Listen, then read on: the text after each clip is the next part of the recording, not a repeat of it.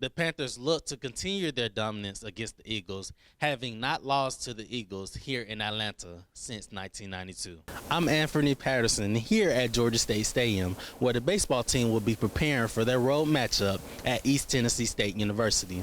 Stromdahl chose this venue for today's practice in preparation for their opponent. Here's what he had to say about his decision.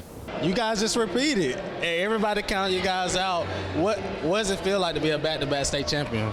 It feels great. I mean, it really feels great knowing all the hard work we put in, everything that happened before this game, coming up to this game. It just feels great. While many have plans this year for Valentine's Day, the Georgia State Panthers will open up their baseball season against the Cincinnati Bearcats this Friday. Justin, what was just going for you tonight to help you lead your team in scoring? My teammates was just finding me. They just was penetrating and kicking, and the first half we had that connection going where we all were just finding each other, and that just all my teammates. I just did my job and just knocking those shots down. The Georgia State men's basketball team season comes to an end as they fall to in-state rival Georgia Southern 81-62 in the Sun Belt quarterfinals. Head coach Rod Lanier had this to say about his team's performance and season. We just weren't quite ready for prime time as a team and as a program right now. I think we made some good steps forward.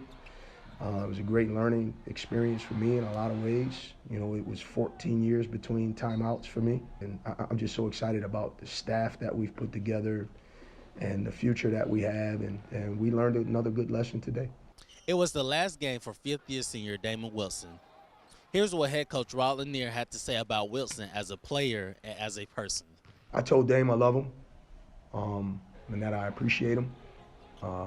We spent a lot of time on the court together, 6 a.m. in the summer, in the off season, and he put the time in, and I appreciate that. And he was bought in, from the start, and you always appreciate that as a coach. Although the Panthers lost tonight, Rod Lanier is looking forward to next season. A lot of good things happened this year, a lot of good things for us to build on. And I certainly learned a lot about the league, about my team, about my staff. And I think we've created a foundation to move forward with that I'm excited about. Anfernee Patterson, PRN. The Douglas Astros are back-to-back state champions after their 56-46 win over Southwest Macon. Kayla Sesberry finished with 25 points to help lead the Astros to their second straight title. Here's what she had to say after the game. I know they feel disappointment for doubting us. Man, it just feels so great to help lead my team to the state championship just because I didn't help lead last year on the court.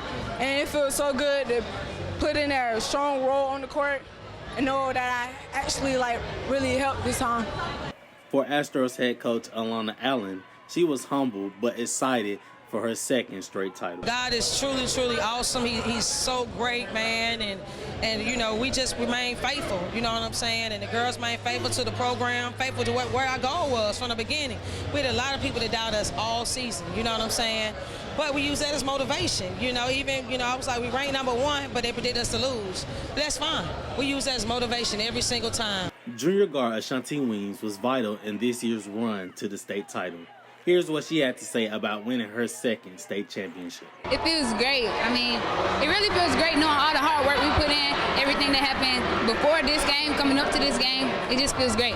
Anfernee Patterson, the Atlanta Voice. The women's beach volleyball team won all three of their matches Tuesday against TCU, North Florida, and Mercer. The Panthers swept in-state rival Mercer 5-0 to complete their day with 3 wins. Georgia Johnson led the Panthers in the late rally against the Bears to complete the sweep.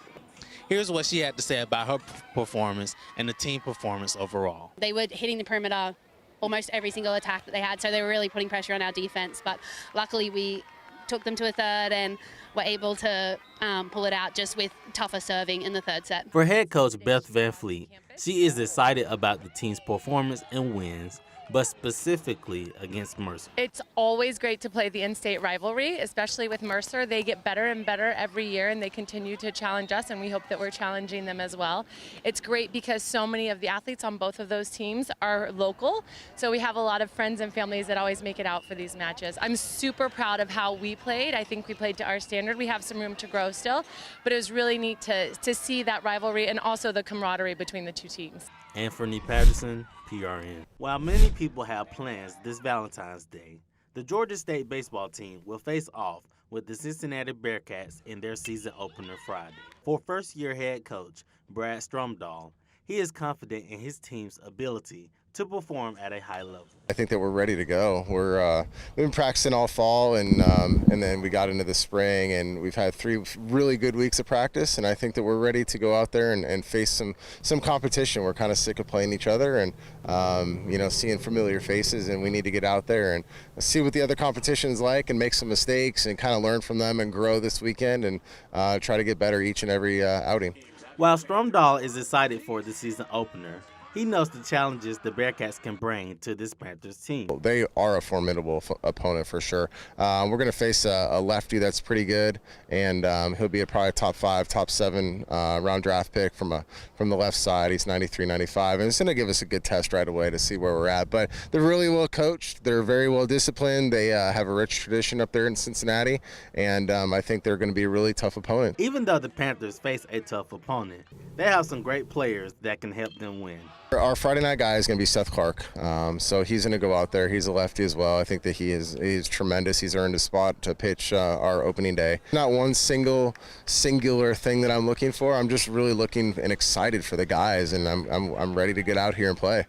Game time is set for 4 p.m. at the GSU Baseball Complex. From the GSU Baseball Complex, Anfernee Patterson, PRN.